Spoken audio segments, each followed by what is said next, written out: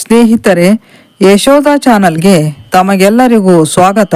ಮಹಾಭಾರತ ಕಥಾಮೃತ ಮುಂದುವರಿದ ಭಾಗ ನೋಡೋಣ ಬನ್ನಿ. ಧೃತರಾಷ್ಟ್ರ ಹೇಳಿದ, ಸಂಜಯ, ನೀನು ಹೇಳುತ್ತಿರುವುದೆಲ್ಲ ದಿಟ.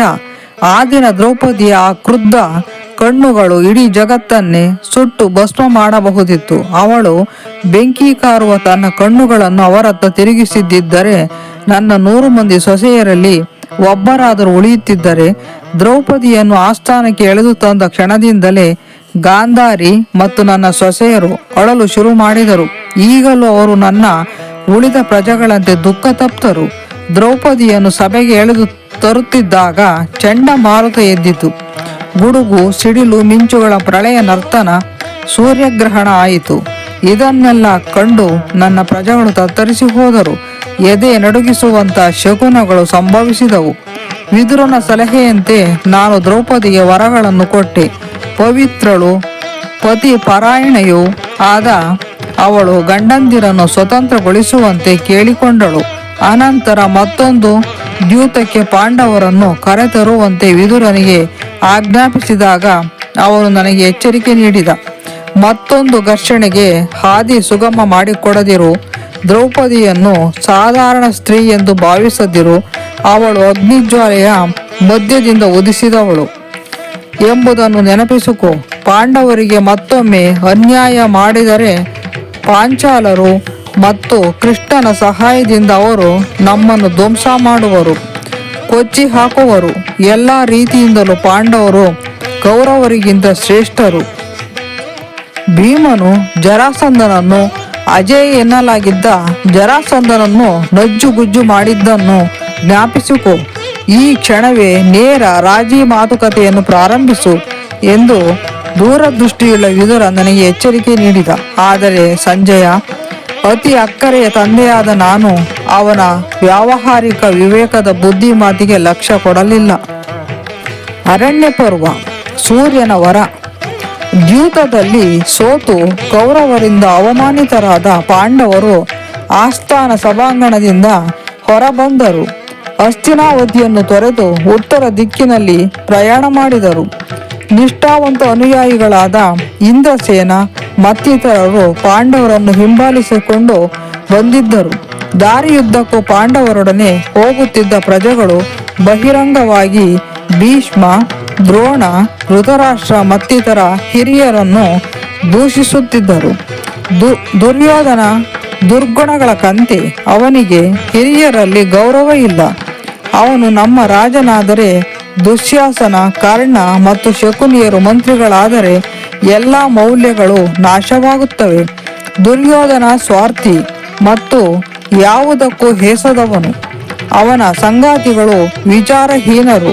ಪಾಂಡವರಾದರೂ ಭೂತದಯ ಉಳ್ಳವರು, ಪಾಪಗಳನ್ನು ಮಾಡದವರು ಹಾಗೂ ಧರ್ಮ ಮಾರ್ಗದ ಅನುಯಾಯಿಗಳು. ಇಲ್ಲಿರುವುದಕ್ಕಿಂತ ಅವರ ಜೊತೆ ಹೋಗುವುದೇ ಲೇಸು ಎಂದು ಹಿಂಬಾಲಿಸುತ್ತಿದ್ದ ಪ್ರಜೆಗಳು ಮಾತನಾಡಿಕೊಳ್ಳುತ್ತಿದ್ದರು. ಪ್ರಜೆಗಳು ಪಾಂಡವರನ್ನು ಹಿಂದಿಕ್ಕಿ ಮುಂದೆ ಹೋಗುವುದು ಸಾಧ್ಯವಾಯಿತು. ಹೀಗೆ ಅವರ ಮುಂದೆ ಕೈ ಮುಗಿದು ನಿಂತ ಪುರಜನರು, ರಾಜಕುವರರೇ, ಸುದೈವ ನಿಮ್ಮ ಪಾಲಿಗಿರಲಿ. ನಮ್ಮನ್ನು ಬಿಟ್ಟು ಎಲ್ಲಿಗೆ ಹೋಗುವಿರಿ? ನಾವು ನಿಮ್ಮಲ್ಲಿ ದೃಢ ನಿಷ್ಠೆಯುಳ್ಳವರು, ನಿಮ್ಮ ಮಿತ್ರರು. ದುರ್ಯೋಧನ ಸಾಮ್ರಾಟನಾಗಿರುವ ರಾಜ್ಯದಲ್ಲಿ ಇರುವ ಇಚ್ಛೆ ನಮಗಿಲ್ಲ. ದುಷ್ಟ ರಾಜನು ಇಡೀ ಸಾಮ್ರಾಜ್ಯವನ್ನು ವಿಷಮಯವಾಗಿಸುವನು. ಮೂರ್ಖರ ಸಹವಾಸ ದುರಾಸೆ, ಸ್ವಾರ್ಥ, ಅಹಂಕಾರಗಳನ್ನು ಕಲಿಸುತ್ತದೆ. ಗುಣ ಸಂಪನ್ನರ ರುಜು ಸ್ವಭಾವದವರ ಸಹವಾಸ ಒಳ್ಳೆಯದನ್ನು ಕಲಿಸುತ್ತದೆ. ಬುದ್ಧಿ ವಿವೇಕಗಳನ್ನು ಕಲಿಸುತ್ತದೆ. ಒಳ್ಳೆಯವರೂ ಅಲ್ಲ ದುಷ್ಟರೂ ಅಲ್ಲದ ಜನರ ಸಹವಾಸ ಬಂಜರು ನೆಲದಂತೆ. ಆದ್ದರಿಂದ ದಯಮಾಡಿ ನಿಮ್ಮೊಡನೆ ಬರಲು ನಮಗೆ ಅನುಮತಿ ನೀಡಿ ಎಂದು ಪ್ರಾರ್ಥಿಸಿದರು. ನೀವು ಹಿಂದಿರುಗಿ ಎಂದು ಪಾಂಡವರು ಹೇಳಿದರು. ಜನ ಅವರ ಹಿಂದೆ ಸಾವಿರಾರು ಸಂಖ್ಯೆಯಲ್ಲಿ ಬಂದರು. ಹಿಂದೆ ಬರುತ್ತಿದ್ದ ಅಸಂಖ್ಯಾತ ಜನರನ್ನು ಕಂಡು ಯುಧಿಷ್ಠಿರ ಹೇಳಿದನು, ನಮ್ಮ ಪ್ರೀತಿಯ ಪ್ರಜೆಗಳೇ, ನಿಮ್ಮ ಈ ಪರಿಯ ಗೌರವಾದರಗಳನ್ನು ಗಳಿಸಿರುವ ನಾವೇ ಅದೃಷ್ಟವಂತರು. ನಿಮ್ಮ ಸ್ನೇಹ ತುಂಬಿದ ಕಣ್ಣುಗಳು ನಿಮ್ಮೊಳಗಣ ಪ್ರೀತಿ, ಔದಾರ್ಯ, ಗೌರವಾದಿ ಸದ್ಗುಣಗಳನ್ನು ಎತ್ತಿ ತೋರಿಸುತ್ತಿವೆ. ದಯವಿಟ್ಟು ನನ್ನ ಮಾತು ಕೇಳಿ ಅಸಮಾಧಾನದ ಕೈಗೆ ಬುದ್ಧಿಯನ್ನು ಕೊಡಬೇಡಿ. ಭೀಷ್ಮ, ದ್ರೋಣ, ವಿದುರ, ನಮ್ಮ ಮಾತೆ ಕುಂತಿ ಎಲ್ಲರೂ ಹಸ್ತಿನಾವತಿಯಲ್ಲೇ ಇದ್ದಾರೆ.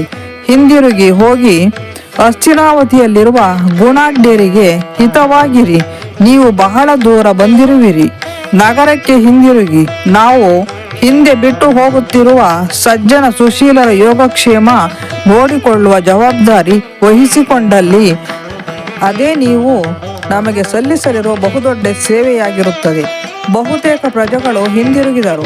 ಆದರೆ ಸಂಪ್ರದಾಯಸ್ಥ ಬ್ರಾಹ್ಮಣರು ಕೆಲವರು ಪಾಂಡವರನ್ನೇ ಹಿಂಬಾಲಿಸಿದರು. ಅವರೆಲ್ಲ ಗಂಗಾ ನದಿಯ ತೀರವನ್ನು ತಲುಪಿದರು. ರಾತ್ರಿಯನ್ನು ಅಲ್ಲೇ ಕಳೆದರು. ಮರುದಿನ ಬೆಳಿಗ್ಗೆ ಪಾಂಡವರು ಪಯಣ ಮುಂದುವರಿಸಲು ಸಿದ್ಧರಾದಾಗ ಬ್ರಾಹ್ಮಣರು ತಮ್ಮೊಂದಿಗೆ ಬರುವ ಉದ್ದೇಶ ಹೊಂದಿರುವುದು ತಿಳಿಯಿತು. ಆಗ ಯುಧಿಷ್ಠಿರನು ಬ್ರಾಹ್ಮಣರಿಗೆ ಹೇಳಿದನು, ನಾವು ಸರ್ವಸ್ವವನ್ನು ಕಳೆದುಕೊಂಡಿದ್ದೇವೆ, ಕಡು ಕಷ್ಟದಲ್ಲಿದ್ದೇವೆ. ನಾವೀಗ ಅರಣ್ಯವನ್ನು ಪ್ರವೇಶಿಸುತ್ತಿದ್ದೇವೆ. ಕಾಡಿನಲ್ಲಿ ಸಿಗುವ ಗೆಡ್ಡೆ ಗೆಣಸು, ಹಣ್ಣು ಹಂಪಲುಗಳೇ ನಮ್ಮ ಆಹಾರ. ಜೊತೆಗೆ ಕಾಡಿನಲ್ಲಿ ಮೃಗಗಳಿರುತ್ತವೆ. ಹೆಜ್ಜೆ ಹೆಜ್ಜೆಗೂ ಅಪಾಯ ಕಾದಿರುತ್ತದೆ. ಅರಣ್ಯದಲ್ಲಿ ಜೀವನ ತುಂಬ ತ್ರಾಸದಾಯಕವಾದುದು. ನೀವೆಲ್ಲ ತುಂಬ ಕಷ್ಟಪಡಬೇಕಾಗುತ್ತದೆ. ನಾನು ಅದನ್ನು ಹೇಗೆ ನೋಡಿಕೊಂಡಿರಲಿ? ನಾನು ನಿಮ್ಮನ್ನು ಬೇಡಿಕೊಳ್ಳುತ್ತಿದ್ದೇನೆ. ಎಲ್ಲಿ ನಿಮಗೆ ಬಾಳ್ವೆ ಮಾಡುವ ಅಪೇಕ್ಷೆ ಇದೆಯೋ ಅಲ್ಲಿಗೆ ಹೋಗಿ ನೆಲೆಸಿರಿ. ಬ್ರಾಹ್ಮಣರು ಕೇಳಲಿಲ್ಲ. ಅವರ ಜೊತೆ ಬರುವುದಾಗಿ ಹೇಳಿದರು. ದೇವರು ನಮ್ಮ ಬಗ್ಗೆ ದಯಾಳುವಾಗಿರುತ್ತಾನೆ ಎಂದರು. ಆಗ ಧರ್ಮಜ ಹೇಳಿದ, ಗೌರವಾನ್ವಿತ ಹಿರಿಯರೇ, ನಾನು ಬ್ರಾಹ್ಮಣರಲ್ಲಿ ಶ್ರದ್ಧಾಭಕ್ತಿ ನಿಷ್ಠೆಯುಳ್ಳವನು. ಆದರೆ ದೈವ ನನ್ನನ್ನು ತೀವ್ರವಾದ ಕಷ್ಟದಲ್ಲಿ ಕೆಡವಿದೆ. ದ್ರೌಪದಿ ಪಟ್ಟ ಅವಮಾನ, ಸಾಮ್ರಾಜ್ಯವನ್ನು ಕಳೆದುಕೊಂಡದ್ದು, ಇವೆಲ್ಲವೂ ನನ್ನ ಸೋದರರನ್ನು ದಾರುಣವಾದ ಕಷ್ಟ ಕೋಟಲೆಗಳಿಗೆ ಈಡು ಮಾಡಿದೆ. ನೀವು ಕಷ್ಟಪಡುವುದನ್ನು ನನ್ನಿಂದ ನೋಡಲಾಗದು. ಆಗ ಬ್ರಾಹ್ಮಣರು, ನಾವು ನಿಮಗೆ ಹೊರೆಯಾಗುವುದಿಲ್ಲ, ನಮ್ಮ ಪಾಡನ್ನು ನಾವು ನೋಡಿಕೊಳ್ಳುತ್ತೇವೆ ಎಂದು ಉತ್ತರಿಸಿದರು. ಶೌನಕನೆಂಬ ಪ್ರಾಜ್ಞ ಬ್ರಾಹ್ಮಣರು ಯುಧಿಷ್ಠಿರನಿಗೆ ಹೀಗೆ ಹೇಳಿದರು, ಮಹಾರಾಜ, ಕಷ್ಟ ನಷ್ಟಗಳು, ಭಯ ಹುಟ್ಟಿಸುವ ಸ್ಥಿತಿ ಸನ್ನಿವೇಶಗಳು ದಡ್ಡರ ಎದೆಗುಂದಿಸುತ್ತವೆ. ಆದರೆ ಬುದ್ಧಿವಂತರಾದವರು ಇವೆಲ್ಲವನ್ನು ಮೀರಿದವರು. ಮಹಾಮೇಧಾವಿಯಾದ ಜನಕ ಮಹಾರಾಜನು ಹೇಳಿರುವ ಬುದ್ಧಿ ಮಾತನ್ನು ತಮಗೆ ತಿಳಿಸಲು ಇಚ್ಛಿಸುತ್ತೇನೆ. ರೋಗ ರುಜಿನ ಅಪ್ರಿಯವಾದದ್ದು ಮತ್ತೆ ಮತ್ತೆ ಘಟಿಸುವುದು, ಸಹಿಸಲಾಗದ ಶ್ರಮ ಹಾಗೂ ಪ್ರಿಯವಾದವರ ಅಗಲಿಕೆ ಇವೆಲ್ಲ ದುಃಖವನ್ನು ಉಂಟು ಮಾಡುತ್ತವೆ. ಈ ದುಃಖವನ್ನು ನಿವಾರಿಸಿಕೊಳ್ಳಲು 2 ಮಾರ್ಗಗಳಿವೆ. ಒಂದು ಔಷಧೋಪಚಾರ ಮಾಡಿಕೊಳ್ಳುವುದು. ಎರಡನೆಯದು ಅವುಗಳ ಬಗ್ಗೆ ಹೆಚ್ಚು ಚಿಂತಿಸದಂತೆ ಮನಸ್ಸನ್ನು ಹತೋಟಿಯಲ್ಲಿಟ್ಟುಕೊಳ್ಳುವುದು. ಕಾದ ಕಬ್ಬಿಣದ ಗುಂಡನ್ನು ನೀರಿನಲ್ಲಿ ಅದ್ದಿದಾಗ ಅದು ನೀರನ್ನು ಬಿಸಿಯಾಗಿಸುವಂತೆ ಮನೋವೇದನೆಗಳು ದೇಹವನ್ನು ಬಾಧಿಸುತ್ತವೆ. ಪ್ರೀತಿ ಅಥವಾ ಸ್ನೇಹ ಮನೋವೇದನೆಯ ಮೂಲ ಕಾರಣಗಳು. ಸ್ನೇಹ ಅಥವಾ ಪ್ರೀತಿ ವಾತ್ಸಲ್ಯಗಳು ಆಪ್ತತೆಗೆ ದಾರಿ ಮಾಡಿಕೊಡುತ್ತವೆ. ದೈಹಿಕ ಸುಖಗಳಿಗೆ ಅಂಟಿಕೊಳ್ಳುವುದರಿಂದ ಗುರಿ ಸಂಕಲ್ಪಗಳು ಮತ್ತು ರೋಷಾವೇಶ ದೇಹದ ಬಯಕೆಗಳು ಉಂಟಾಗುತ್ತವೆ. ಐಹಿಕ ಸುಖ ಸಂತೋಷಗಳನ್ನು ತ್ಯಜಿಸಿದವನು ಐಹಿಕ ಜೀವನವನ್ನು ತ್ಯಜಿಸಿದ್ದಾನೆ ಎಂದು ಹೇಳಲಾಗದು. ಐಹಿಕ ವಿದ್ಯಮಾನಗಳಲ್ಲಿ ಮುಳುಗಿ ಹೋಗುವುದರಿಂದ ಆಗುವ ಪರಿಣಾಮಗಳ ಪೂರ್ಣ ಜ್ಞಾನವುಳ್ಳವನು ನಿಜವಾಗಿ ಲೌಕಿಕವನ್ನು ತ್ಯಜಿಸಿರುತ್ತಾನೆ. ಅವನಲ್ಲಿ ದ್ವೇಷವಿರುವುದಿಲ್ಲ. ಯಾವುದು ಅವನನ್ನು ಬಾಧಿಸದು. ಅವನು ಕಾಮ, ಕ್ರೋಧ, ಲೋಭ, ಆಸೆ, ಆಕಾಂಕ್ಷೆ ಮತ್ತು ಅಸೂಯೆಗಳಿಂದ ಮುಕ್ತನು. ಅವನು ಕಮಲಪತ್ರದ ಮೇಲಣ ಜಲಬಿಂದುವಿನಂತೆ. ಮನುಷ್ಯನು ಆಸ್ತಿ ಮತ್ತು ಹೆಂಡತಿ ಮಕ್ಕಳ ಬಗ್ಗೆ ವಿಪರೀತವಾದ ವ್ಯಾಮೋಹವನ್ನು ಬೆಳೆಸಿಕೊಳ್ಳಬಾರದು. ಲೌಕಿಕ ಭೋಗ ಭಾಗ್ಯಗಳ ಬಯಕೆ ಪಾಪ ಮಾರ್ಗಕ್ಕೆ ದೂಡುತ್ತದೆ. ಭೋಗದ ಬಯಕೆಯು ಮಾನವರನ್ನು ಕೇಡಿನ ಕೃತ್ಯಗಳಿಗೆ ಪ್ರಚೋದಿಸುತ್ತದೆ. ಯಾರು ಶಾಂತಿ ನೆಮ್ಮದಿಗಳ ಬದುಕನ್ನು ಬಯಸುತ್ತಾರೋ ಅವರು ಐಹಿಕ ವ್ಯಾಪಾರಗಳಿಂದ ಬಿಡಿಸಿಕೊಳ್ಳಬೇಕು. ಆಸೆ ಎನ್ನುವುದಕ್ಕೆ ಕೊನೆಯೂ ಇಲ್ಲ, ಮೊದಲೂ ಇಲ್ಲ. ಅದು ಮಾನವನ ಹೃದಯವನ್ನು ಹೊಕ್ಕು ಸುಡುತ್ತಾ ಹೋಗುತ್ತದೆ. ಅತಿ ಆಸೆ, ಲೋಭ, ದಬ್ಬಾಳಿಕೆ, ಅಹಂಕಾರ, ಭೀತಿ, ಮನೋವೇದನೆ ಇವೆಲ್ಲವೂ ಐಶ್ವರ್ಯ ಮೂಲವಾದವು. ಮೊದಲಿಗೆ ಐಶ್ವರ್ಯ ಸಂಪಾದನೆಗಾಗಿ ಪುರುಷ ಇದೆಲ್ಲವನ್ನು ಅನುಭವಿಸುತ್ತಾನೆ. ಅನಂತರ ತಮ್ಮ ಸಂಪತ್ತಿನ ರಕ್ಷಣೆಗಾಗಿ ಎಲ್ಲರೂ ಕಷ್ಟವನ್ನು ಅನುಭವಿಸುತ್ತಾರೆ. ಯೌವನ, ಸೌಂದರ್ಯ, ಮುತ್ತು ರತ್ನಗಳ ಖಜಾನೆ, ಪ್ರಿಯರಾದವರ ಸಹವಾಸ ಇವೆಲ್ಲವೂ ಅಶಾಶ್ವತ ಎನ್ನುವುದು ವಿವೇಕಿಗಳಿಗೆ ಗೊತ್ತು. ಯುಧಿಷ್ಠಿರನು ನುಡಿದ, ಬ್ರಾಹ್ಮಣನೇ ಕೇಳು, ನಾನು ಭೋಗ ಜೀವನವನ್ನು ನಡೆಸುವುದಕ್ಕಾಗಿ ಸಂಪತ್ತನ್ನು ಬೇಡುತ್ತಿಲ್ಲ.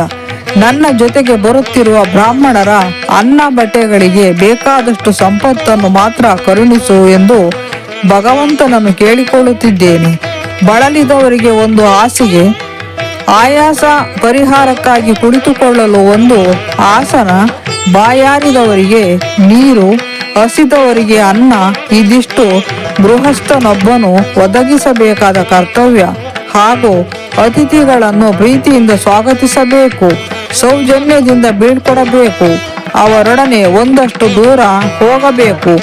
ಇಷ್ಟು ಮಾಡಲು ನನ್ನೊಡನೆ ಬರುತ್ತಿರುವ ಈ ಬ್ರಾಹ್ಮಣರನ್ನು ಸಲಹಲು ನನ್ನಲ್ಲಿ ಏನಿದೆ? ಆಗ ಶೌನಕರು ಹೇಳಿದರು, ಈ ಇಂದ್ರಿಯಗಳು ಹದ್ದು ಮೀರಿದ ಕುದುರೆಗಳಂತೆ, ಅವು ಮನುಷ್ಯನನ್ನು ವಿನಾಶದತ್ತ ಎಳೆಯುತ್ತವೆ. ಯಾರು ಕ್ಷಣಿಕವಾದ ಸುಖಗಳ ಬೆನ್ನಟ್ಟಿ ಹೋಗುವರೋ ಅವರು ವಿನಾಶದತ್ತ ಧಾವಿಸುತ್ತಿರುತ್ತಾರೆ. ಇಂದ್ರಿಯ ಸುಖಗಳನ್ನು ಅರಸುವವನು ಮತ್ತೆ ಮತ್ತೆ ಜನ್ಮವೆತ್ತುತ್ತಾನೆ. ಫಲಾಪೇಕ್ಷೆ ಇಲ್ಲದೆ ಸ್ವಾರ್ಥಕ್ಕೆ ಅಂಟಿಕೊಳ್ಳದೆ ಕರ್ತವ್ಯ ಮಾಡಬೇಕೆಂದು ವೇದಗಳು ಹೇಳುತ್ತವೆ. ಹುಟ್ಟು ಸಾವುಗಳಿಂದ ವಿಮುಕ್ತಿ ಬಯಸುವವನು ರಾಗ ದ್ವೇಷಗಳಿಂದ ಮುಕ್ತನಾಗಬೇಕು. ನಿನ್ನನ್ನು ಹಿಂಬಾಲಿಸಿ ಬಂದಿರುವ ಬ್ರಾಹ್ಮಣರನ್ನು ರಕ್ಷಿಸಲು ನೀನು ತಪಸ್ಸು ಮಾಡಬೇಕು. ಆಗ ಯುಧಿಷ್ಠಿರನು ದೌಮ್ಯರ ಬಳಿಗೆ ಹೋಗಿ ಹೀಗೆ ನಿವೇದಿಸಿಕೊಂಡನು, ಪ್ರಾಜ್ಞರಾದ ಬ್ರಾಹ್ಮಣರು ನಮ್ಮನ್ನು ಹಿಂಬಾಲಿಸಿ ಬರುತ್ತಿದ್ದಾರೆ. ನಾನೇ ಕಷ್ಟದಲ್ಲಿದ್ದೇನೆ. ಇಷ್ಟು ಜನರಿಗೆ ಊಟ, ಬಟ್ಟೆ, ವಸತಿಗಳಿಗೆ ಹೇಗೆ ಅನುಕೂಲ ಮಾಡಿಕೊಡಲಿ? ಇವರನ್ನು ಸಲಹಲು ನನ್ನಲ್ಲಿ ಏನಿದೆ?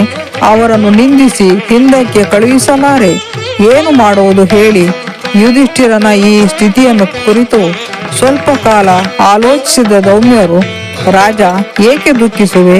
ಸೂರ್ಯನನ್ನು ಪ್ರಾರ್ಥಿಸಿದರೆ ನಿನ್ನ ಸಮಸ್ಯೆಗೆ ಪರಿಹಾರ ದೊರಕಬಹುದು ಎಂದು ನುಡಿದು ಸೂರ್ಯ ದೇವನನ್ನು ಪ್ರಾರ್ಥಿಸುವ ಪವಿತ್ರ ಮಂತ್ರಗಳನ್ನು ಹೇಳಿಕೊಟ್ಟರು. ಗಂಗಾ ನದಿಯಲ್ಲಿ ಶುಚೀರ್ಭೂತನಾಗಿ ಅಂತರಂಗ ಬಹಿರಂಗಗಳಲ್ಲಿ ಶುದ್ಧನಾಗಿ ಯುಧಿಷ್ಠಿರನು ಸೂರ್ಯ ಮಂಡಲವನ್ನು ನೋಡಿ ತಪಸ್ಸನ್ನು ಆರಂಭಿಸಿದನು. ತಪಸ್ಸಿನ ಕಾಲದಲ್ಲಿ ಗಾಳಿಯೇ ಅನ್ನ ಆಹಾರಾದಿಗಳಾಗಿದ್ದವು. ಅವನು ಆಕಾಶದಲ್ಲಿ ಸೂರ್ಯನನ್ನು ಕಂಡನು, ತನ್ನೊಳಗೆ ಸೂರ್ಯನನ್ನು ಕಂಡನು. ಧ್ಯಾನದ ಸಂತಸದಲ್ಲಿ ತನ್ನನ್ನೇ ಮರೆತನು. ತನ್ನನ್ನು ಹಿಂಬಾಲಿಸಿ ಬರುತ್ತಿದ್ದ ಬ್ರಾಹ್ಮಣರಿಗೆ ಅನ್ನ ಆಹಾರ ಒದಗಿಸಲು ಕೃಪೆದೋರು ಎಂದು ಪ್ರಾರ್ಥಿಸಿದನು. ಯುಧಿಷ್ಠಿರನ ತಪಸ್ಸನ್ನು ಮೆಚ್ಚಿ ಸೂರ್ಯದೇವನು ಪ್ರತ್ಯಕ್ಷನಾದನು. ಯುಧಿಷ್ಠಿರನಿಗೆ ಹಿಡಿಸಲಾರದಷ್ಟು ಸಂತೋಷವಾಯಿತು. ಅವನಿಗೆ ಮಾತೇ ಹೊರಡಲಿಲ್ಲ. ಯುಧಿಷ್ಠಿರ, ನಿನ್ನ ಭಕ್ತಿ ಪ್ರಾರ್ಥನೆಯನ್ನು ಮೆಚ್ಚಿದ್ದೇನೆ. 12 ವರ್ಷಗಳ ಕಾಲ ನಾನು ನಿನ್ನನ್ನು ಕಾಪಾಡುವೆ. ಈ ತಾಮ್ರದ ಪಾತ್ರೆಯನ್ನು ತೆಗೆದುಕೋ. ಪ್ರತಿದಿನ ದ್ರೌಪದಿಯ ಊಟವಾಗುವವರೆಗೆ ಪಾತ್ರೆಯು ಪಕ್ವಾನ್ನಗಳಿಂದ ತುಂಬಿರುತ್ತದೆ ಎಂದು ಸೂರ್ಯದೇವನು ವರವನ್ನು ಕೊಟ್ಟನು. 13 ವರ್ಷಗಳ ನಂತರ ನೀವು ಕಳೆದುಕೊಂಡ ಸಾಮ್ರಾಜ್ಯವು ಮತ್ತೆ ನಿಮಗೆ ಪ್ರಾಪ್ತವಾಗುವುದು ಎಂದು ತಿಳಿಸಿ ಸೂರ್ಯನು ಅಂತರ್ಧಾನನಾದನು. ಸೂರ್ಯನು ಕೊಟ್ಟ ಪಾತ್ರೆಯು ಪ್ರತಿನಿತ್ಯ ಅನ್ನ ಕೊಡುವ ಅಕ್ಷಯ ಪಾತ್ರೆಯಾಯಿತು. ಮೊದಲು ಅತಿಥಿಗಳಿಗೆ ಬಡಿಸುತ್ತಿದ್ದ ದ್ರೌಪದಿ ನಂತರ ಗಂಡಂದಿರಿಗೆ ಬಡಿಸುತ್ತಿದ್ದಳು. ಕೊನೆಯಲ್ಲಿ ತಾನು ಊಟ ಮಾಡುತ್ತಿದ್ದಳು. ಕೆಲವು ದಿನಗಳ ನಂತರ ಯುಧಿಷ್ಠಿರನು ಪರಿವಾರದೊಂದಿಗೆ ಕಾಮ್ಯಕವನದತ್ತ ಪಯಣ ಬೆಳೆಸಿದನು. ಮಹಾಭಾರತ ಮುಂದುವರಿಯಲಿದೆ. ಯಶೋಧ ಚಾನಲ್ಗೆ ಸಬ್ಸ್ಕ್ರೈಬ್ ಮಾಡಿ, ಶೇರ್ ಮಾಡಿ, ಲೈಕ್ ಮಾಡಿ, ಕಮೆಂಟ್ ಮಾಡಿ. ಧನ್ಯವಾದಗಳು.